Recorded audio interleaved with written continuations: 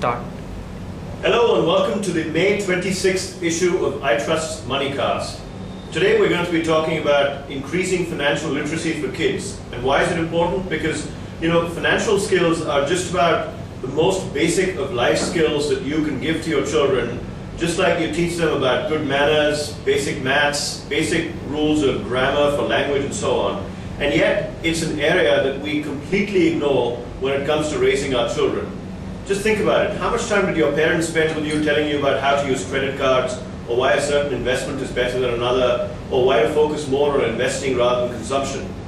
Wouldn't our lives have been a lot easier? After all, we spend most of our adult lives thinking about money, spending money, making money, and giving money away.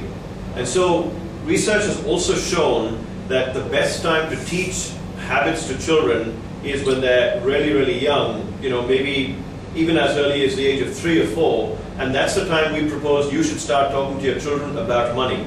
So with that in mind, we're going to tell you the 10, 5, and 3 of raising financial literacy for children. 10 questions you should ask, 5 basic financial skills they should have, and 3 products that are important for almost every child. So let me start off with the questions, and I'm going to consult my notes here. The first thing is, do you know what is your kids' attitude towards money? How do they think about money? The second question, what messages are your kids getting about the reality of money? Is it a bottomless pit? Are parents my ATM? And so on. What's the message they actually have in mind? Third question, what are your family's financial values? Are you spenders? Are you savers? And as a result of your family's financial values, what are your kids learning about money? Question 4, do you commit time to offer your kids guidance about money matters? How much time did you spend last week talking to them about money and how to manage their own money, their pocket money, for instance? Number 5, do you and your spouse agree on how to raise your kids financially, or do you fight over this? Does one of you give in when the other person is just a little too strict with them? Number 6, are your kids set for life because you happen to be very rich? Do you have any idea on how to instill financial discipline in your kids who can and do have everything in life? Think about it. Number 7, do your kids know how to make money and keep it? Making money is very important. Do they know how to make investments, and do they know how to make their money grow? Again, very important for wealth creation.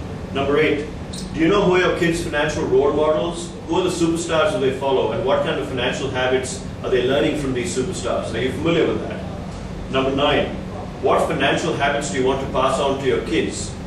How do you want to be seen in terms of spending your money in front of your kids? And number 10, what have you taught your kids to start them off on a journey for financial literacy that's going to last them a lifetime?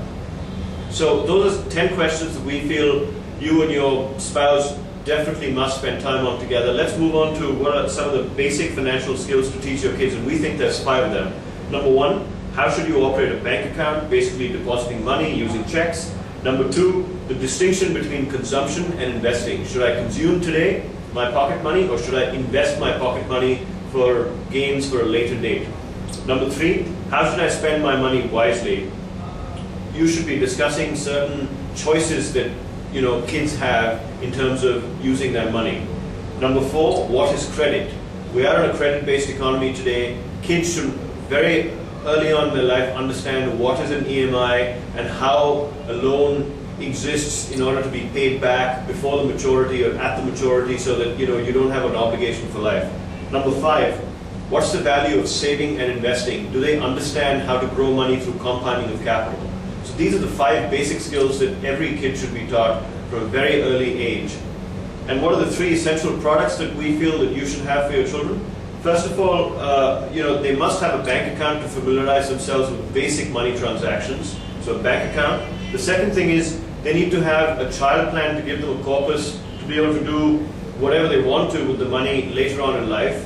And number 3, they ought to have some kind of an education loan if you as their parents cannot subscribe to the full costs of their education, towards fulfilling their education costs and the living costs associated during their educational program. Once again, let me just stress to you how important it is for kids to get good financial habits right from the time when they're picking up a whole bunch of different financial habits like table manners and basic rules of grammar. So we hope that you'll focus on that, and your kids are going to turn out to be much smarter than what you and I are when it comes to their financial decisions. Thanks a lot.